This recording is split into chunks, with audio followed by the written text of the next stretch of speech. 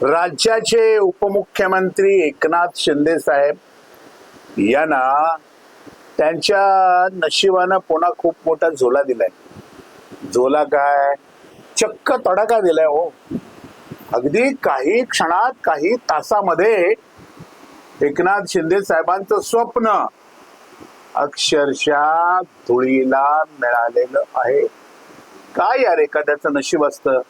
एक सामान्य कार्यकर्ता ध्यानी मनी नसताना राज्याचा मुख्यमंत्री होतो आणि मुख्यमंत्री पद भूषवल्यानंतर त्याला उपमुख्यमंत्री व्हावं लागतं आणि उपमुख्यमंत्री झाल्यानंतर एक वेळ, काही तास असे येतात की पुन्हा एकदा या राज्याचा मुख्यमंत्री म्हणून शपथ घेण्याची चाहूल लागते. मी संधी असा शब्दप्रयोग नाही केला, परंतु काय करावं यार, अचानकपणे तिथेही नशीब तडाखा देऊन जातं. खूप वाईट घडलंय काल एकनाथ शिंदे यांच्या बाबतीमध्ये. ते काय आहे या विषयाला आपण बोलणार आहोत. नमस्कार, मी राजू पाटील आणि आपण पाहत आहे द रिंगल लाईव्ह. मित्रांनो, अजूनही आपण रिंगल लाईव्ह हे आपलं लोकप्रिय चॅनल सबस्क्राईब केलं नसेल तर माझी आपल्याला विनंती आहे, जरूर सबस्क्राईब करा.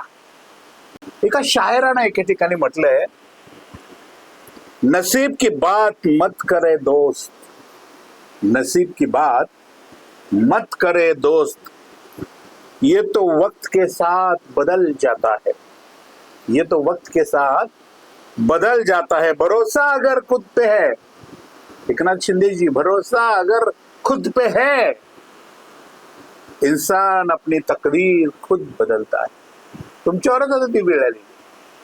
आता तुमचं नशीब काही असलं तरी ते कसं लिहायचं, तुमची तकदीर काहीही असली तर ते कसं लिहायचं हे आता तुम्हाला ठरवावं लागणार आहे.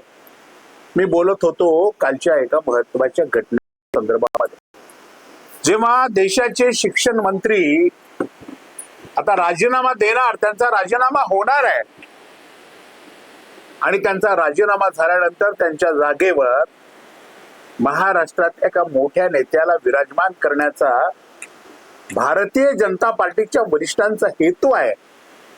मग ते मोदी असतील, ते शहा असतील, राष्ट्रीय स्वयंसेवक संघ असेल, जे कोणी असतील भारतीय जनता पार्टीचे करते धरते करविते, यांच्या डोक्यामध्ये धर्मेंद्र प्रधान यांच्या जागेवर महाराष्ट्रातून एखादा अत्यंत ऍक्टिव्ह असा नेता त्या पदावर नेऊन बसवावा, केंद्रीय मंत्रीपद त्यांच्याकडे सुपूर्द करावं, अशी काहीशी हालचाल दिल्लीमध्ये आणि केंद्रामध्ये सुरू झाली.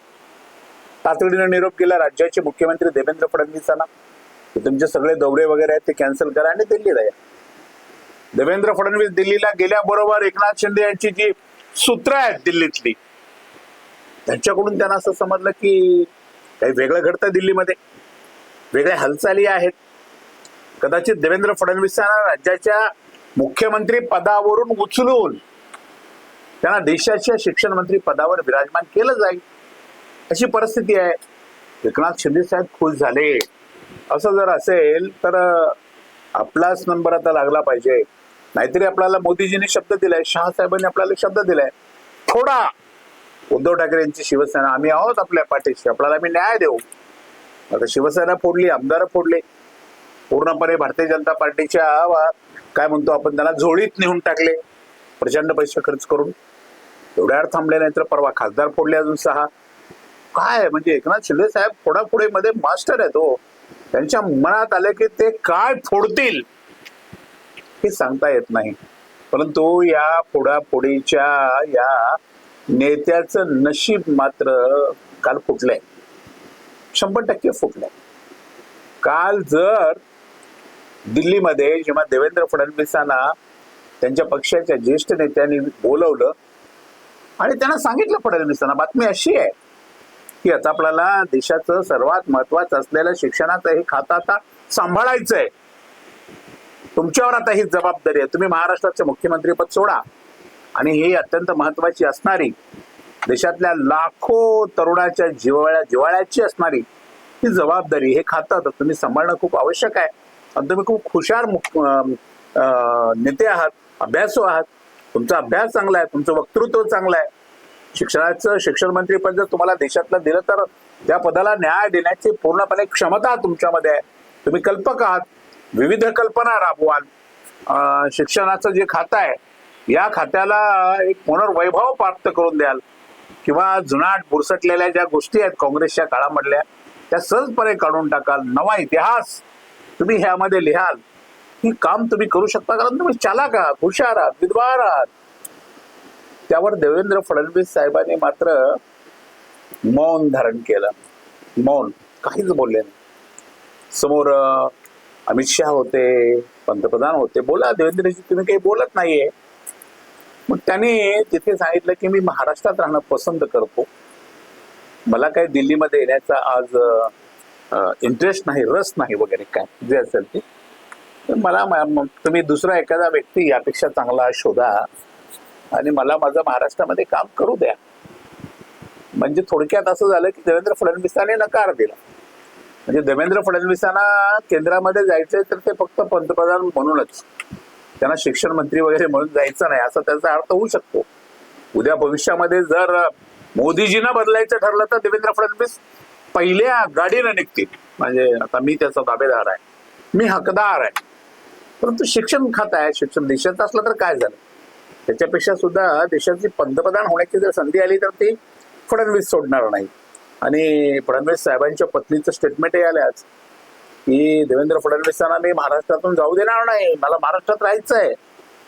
म्हणजे मुंबईचं, महाराष्ट्राचं, मुंबईच्या बॉलिवूडचं त्यांच्या पत्नीला खूप आकर्षण आहे. पण या सगळ्या भानगडीत आमच्या एकनाथ शिंदे साहेबांचं नशीब फुटलं. त्याचं काय करायचं? फुटलं, हो खरंच फुटलंय. तर देवेंद्र फडणवीसांनी जर मी तयार आहे, पक्षाचा आदेश मला शिरसावंदे आहे असं म्हटलं असतं ना एका वाक्यामध्ये, तर देवेंद्र फडणवीसांचा रात्री शिक्षण मंत्री पदाचा शपथविधी झाला असता, त्यांच्याकडे ते खातं सुपूर्द केलं असतं. नव्याने मंत्रिमंडळात त्यांचा एका तासाभरामध्ये तर त्यांचा शपथविधी सुद्धा झाला असता. परंतु काय, देवेंद्र फडणवीसांनी एकनाथ शिंदे साहेबांच्या काय म्हणतो आपण त्याच्या अत्यंत सुंदर अशा शिजवलेल्या बोरसुरी डाळीमध्ये पाणी ओतलं, हो चक्क पाणी सांडली त्यांची डाळ. एकनाथ शिंदेची शिजलेली डाळ सांडली आहे की नाही कमाल? याला म्हणायचं नशीब. अत्यंत दुःखी दंत करणारा, दुःखानं व्याकुळ मनानं ते आता मुंबईमध्ये परत आलेले आहेत. आणि पुन्हा परत आल्याबरोबर त्यांनी पुन्हा भारतीय जनता पार्टीची प्रामाणिकपणाने जी सेवा आहे ती सेवा करायला सुरुवात केलेली आहे. म्हणजे एकनाथ शिंदेला अजूनही असं वाटतं की आपण मुख्यमंत्री होऊ महाराष्ट्राचं.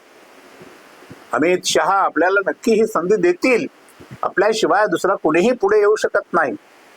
भारतीय जनता पार्टीमधून जर देवेंद्र फडणवीसांना बदलायचं असेल तर एकनाथ शिंदेचं नाव निश्चितपणे युतीचे मुख्यमंत्री म्हणून येईल असं एकनाथ शिंदेना वाटतं. परिस्थिती अशी नाही हा, जर समजा देवेंद्र फडणवीसांना बदलायचं ठरलंच तर एकनाथ शिंदेचं नाव पुढे येऊ शकत नाही. हे वास्तव आहे. तुम्हाला त्यावर विश्वास आहे?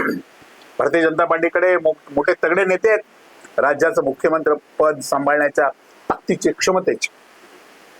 आणि एकनाथ शिंदेना आपल्या उपमुख्यमंत्री पदावरच समाधान मानावं लागणार आहे.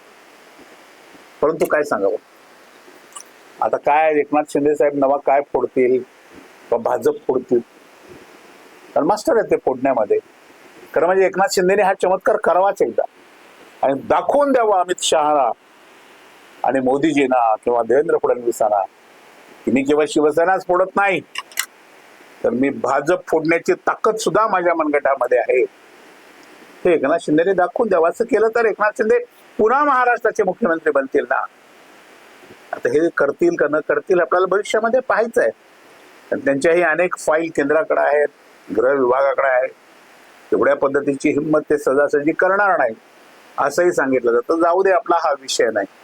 आपल्या महाराष्ट्राच्या मुख्यमंत्री पदावर एक बहुजन समाजाचा नेता येण्याची संधी उपलब्ध झाली होती, परंतु ती दुर्दैवाने आता गेलेली आहे, संपलेली आहे. एकनाथ शिंदेची जी डाळ आहे, डाळ ती शिजली होती हो, पण सांडली. का उपयोग आहे त्या? शिजली नसती तर त्याला अधिक शिजवता आलं असतं. पण शिजलेली डाळ जर सांडली तर ती भरायची कशी असा प्रश्न आहे. आणि भरलीच तर ती खाणार कोणाचा प्रश्न आहे. अनेक प्रश्न आहेत. याला म्हणायचं नशीब. आमच्या भागामध्ये याला जाऊ दे तो शब्द मी वापरत नाही. ते नशीब असं विचित्र आहे, असं अशा पद्धतीचा शब्द वापरला जातो मराठवाड्यामध्ये. मी कशाला वापरू तो शब्द, तुमच्या लक्षात आलं. एकनाथ शिंदेचं नशीब, हा तुमच्या मनात जो शब्द आहे तोच. कालच्या बाबतीमध्ये अशीच परिस्थिती निर्माण झाली आणि आपला बहुजनांचा हा झुंजार नेता मुख्यमंत्री होता होता राहिला दुर्दैवानं. त्यांचं नशीब आडवं आलं आणि देवेंद्र फडणवीस स्वतः, त्यांच्या सुवेद्य पत्नी, या दोघांनी घालवलं हो एकनाथ शिंदेचं मुख्यमंत्रीपद. ही सगळ्यात वाईट घटना एकनाथ शिंदेच्या शिवसेनेसाठी आहे, त्यांच्या स्वतःसाठी आहे. आणि एकनाथ शिंदेवर प्रेम करणाऱ्या त्यांच्या सगळ्या ठाण्यापासून सगळ्या कार्यकर्त्यांच्यासाठी ही दुःखद घटना आहे. जाऊ द्या, काळजी करू नका. आणखीन काही दिवस वाट बघा. देवेंद्र फडणवीस निश्चितपणाने केंद्रात जाणार आहेत आणि ते केंद्रात गेल्यानंतर त्यांच्या जागेवर बसायचं कशा पद्धतीने तुम्हाला बसावं लागेल त्याची तयारी तुम्ही आजपासून सुरू करा. तुम्हाला काय वाटतं? आपल्या एकनाथ शिंदे साहेबांचं मुख्यमंत्रीपद गेलंय त्यावर तुम्ही जरूर कमेंट करा आणि पाहत राहा रिंगण लाईव्ह, आवाज महाराष्ट्राचा.